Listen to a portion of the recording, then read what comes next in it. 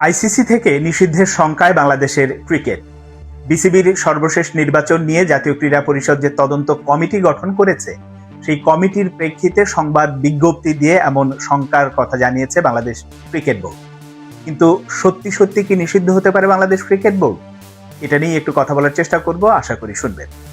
প্রথমেই বলি, এই মুহূর্তে যে প্রেস রিলিজটার কথা বললাম, এই প্রেস রিলিজের কারণে কিন্তু একেবারে মুখোমুখি অবস্থানে চলে গেছে বাংলাদেশ ক্রিকেট বোর্ড এবং জাতীয় ক্রীড়া পরিষদ। তারা প্রচ্ছন্নভাবে যদি বলা যায় যে জাতীয় ক্রীড়া পরিষদকে এক ধরনের হুমকি দিয়ে রেখেছে। আবার যদি একটু পজিটিভ ভাবে দেখেন, যে এটা বলা হচ্ছে যে কি হতে পারে বাংলাদেশের ক্রিকেটের সামনে যদি তারা তদন্ত কমিটি কাজ করে যা তারা যেটা চাচ্ছে, মানে তারা যে পক্ষের হয়ে কাজ করছে বা যেভাবে কাজ করছে, যে অনিয়ম হয়েছে, কারসাজি হয়েছে, অনেক রকম দুর্নীতি হয়েছে, যেটা ওই যে প্রথম যেদিন বিজ্ঞপ্তি জারি করে যে তদন্ত কমিটি গঠন করা হয়েছে, ওখানে এরকম ল্যাঙ্গুয়েজই ছিল। তো ওই কাজটা যদি আসলে তারা করে, তাহলে কিন্তু এটা তৃতীয় পক্ষের হস্তক্ষেপ হিসেবে বিবেচিত হবে এবং আইসিসি তখন তাদের রুলস এবং রেগুলেশন অনুযায়ী বাংলাদেশের সদস্য পদ স্থগিত করতে পারে, নিষেধাজ্ঞা দিতে পারে। তার উদাহরণ কিন্তু আমাদের চোখের সামনেই আছে। 2023-এ শ্রীলঙ্কা নিষিদ্ধ হয়েছিল, যদিও 2.5-3 মাসের জন্য ছিল। সেটা এখন বাংলাদেশের প্রেক্ষাপটে আসলে কি হবে, সেটা কি হতে পারে, সেটা হয়তো সময় বলে দেবে। কিন্তু এই যে পরিস্থিতি চলছে বা ঘটনা প্রবাহ যেভাবে প্রবাহিত হচ্ছে, এ নিয়ে বিসিবির পক্ষ থেকে অলরেডি আইসিসির শীর্ষ পর্যায়ে কথা বলেছেন, এরকমও প্রেস রিলিজে উল্লেখ করা হয়েছে। তো এই যে মুখোমুখি অবস্থানটা, এটা তৈরি হলো কেন? এখানেই তো মূল প্রশ্নটা আসে, যে এটা তো হওয়ার কথা ছিল না। কারণ বিসিবিতে যে নির্বাচনগুলো হয়, যে ধরনের নির্বাচন হয়, এটা কম বেশি দেখেছে সেই অনিয়মের ভেতরই হয় এবং অনিয়ম দিয়েই নিয়মে মানে নিয়ম হিসেবে বিবেচিত হয়। এটাই আমরা এতদিন দেখে এসেছি। তো এবার আসলে তেমনটা হচ্ছে কেন? মানে সবাই বলছে অনিয়ম হয়েছে, কারচুপি হয়েছে, অভিযোগ উঠছে, তদন্ত কমিটি হচ্ছে, এইটা হচ্ছে কেন? এটা মূলত ক্ষমতার যে ভাগ বাটোয়ারা বা ক্ষমতার যে ভাগাভাগি, সেই জায়গায় আসলে মতের মিল হয়নি।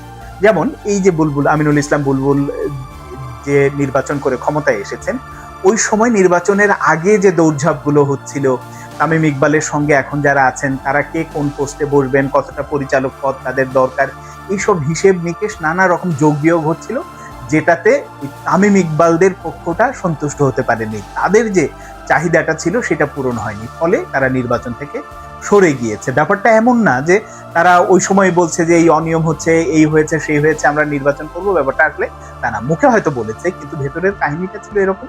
তাদের ক্ষমতার মানে ভাগাভাগিতে, পরিচালক পদের ভাগাভাগিতে মিল না হওয়ার কারণেই তারা নির্বাচন থেকে সরে দাঁড়িয়েছে।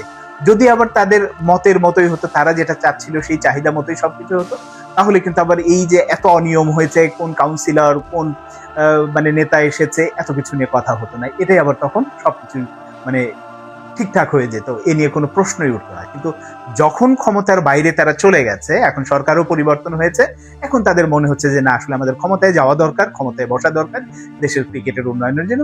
এই কারণেই তারা এই যে আদালতের দ্বারস্থ হওয়ার আগে জাতীয় ক্রীড়া পরিষদের কাছে তদন্ত কমিটি, এখান থেকে যদি তারা তদন্ত করে তাদের মতো করে আসলে কিছু খুঁজে পায়। অনিয়ম হয়েছে, আমি সেটা অস্বীকার করছি না, কিন্তু এই অনিয়ম বরাবরই হয়েছে, আমি বলছি। কিন্তু এই যে ক্ষমতার ভাগাভাগিতে দিন শেষে ক্ষতিগ্রস্ত হচ্ছে কে? ক্রিকেটই তো। যদি নিষিদ্ধ হয়, সেটা ক্ষতি হবে কার?